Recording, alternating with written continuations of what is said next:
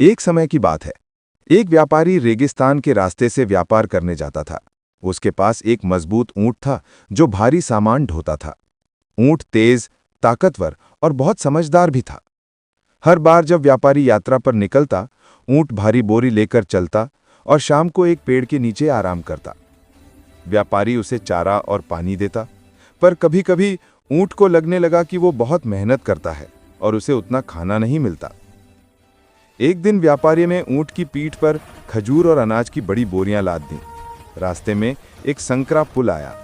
पुल इतना संकरा था कि ऊंट को झुककर चलना पड़ता, पर ऊंट थक चुका था। उसने सोचा, क्यों ना व्यापारी को एक सबक सिखाया जाए। पुल पार करते समय ऊंट ने अचानक अपनी गर्दन नीचे झटका और पूरा सामान जमीन पर गिरा दिया। व्यापारी घबरा गया। उसने सामान उठाया, साफ किया और फिर से लाद दिया।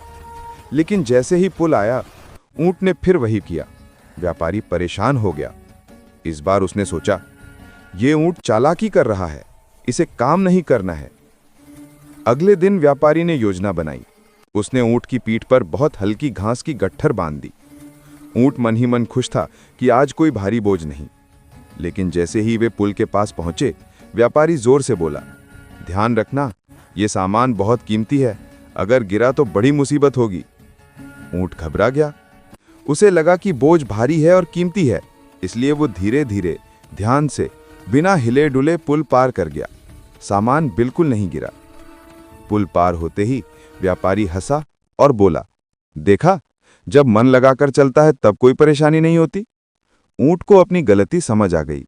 उसे एहसास हुआ कि चालाकी से सिर्फ अपना ही नुकसान होता है। उस दिन के बाद ऊंट ने कभी सामान गिराने की शरारत नहीं की।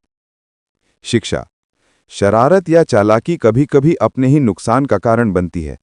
मेहनत और ईमानदारी से काम करने में ही भलाई है।